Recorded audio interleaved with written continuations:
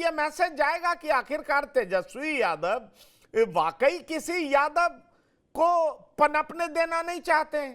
तेजस्वी यादव क्या वाकई एनडीए के खिलाफ नहीं बल्कि वैसे उम्मीदवार के खिलाफ लड़ रहे हैं जो कि एनडीए के खिलाफ लड़ाई लड़ रहा है, जो कि राहुल गांधी को प्रधानमंत्री बनाना चाह रहा है?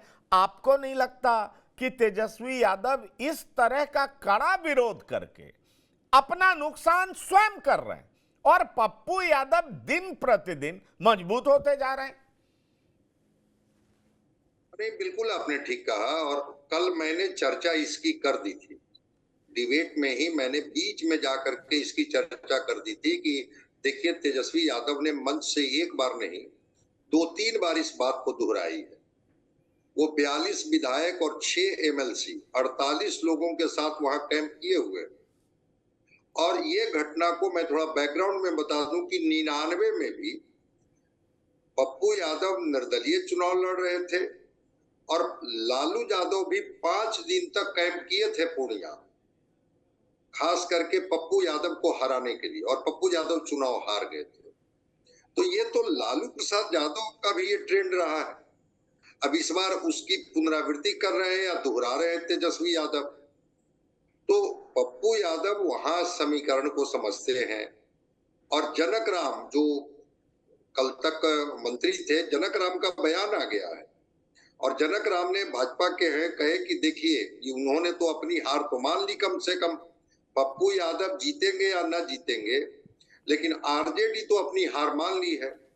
तो जिस तरह से पप्पू यादव को ये टारगेट कर रहे हैं, होता क्या है कि कभी कभी वो न्यूटन का 3rd नियम लागू हो जाता है कि आप जितना उस पर एक्शन करेंगे, रिएक्शन में चीजें उसके बराबर हो जाती है।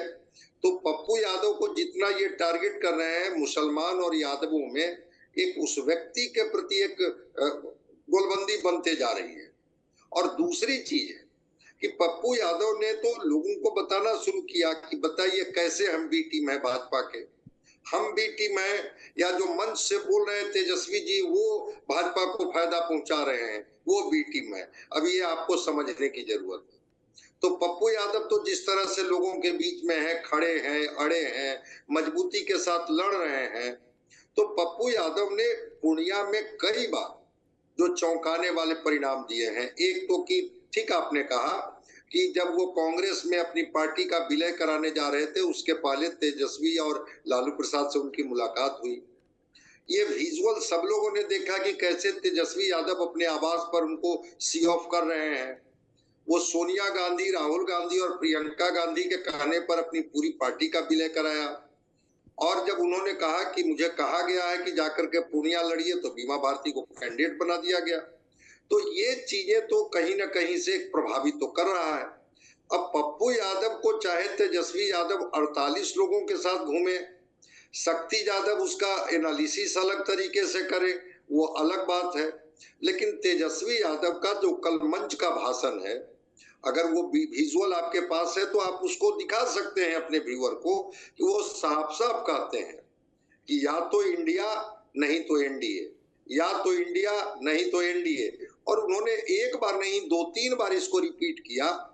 तो क्या तेजस्वी यादव कोई भूलवश ऐसी बात कर रहे थे? मुझे नहीं लगता है कि ऐसी कोई भूलवश वो बात कर रहे थे।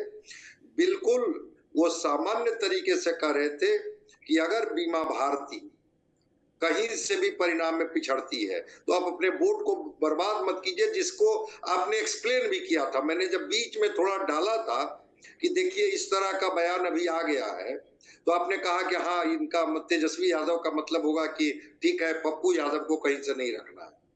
तो कल कुड़ा की सभा में जिस तरह से वो बोल गए और कई बार बोले, और जिस तरह से विधायकों को लेकर के कैंप कर रहे हैं, आपने बिल्कुल, फिर मैं उस बात को दोहरा देता हूं कि आपने कहा कि क्या पूर्णिया ही एक लोकसभा की सीट है जहां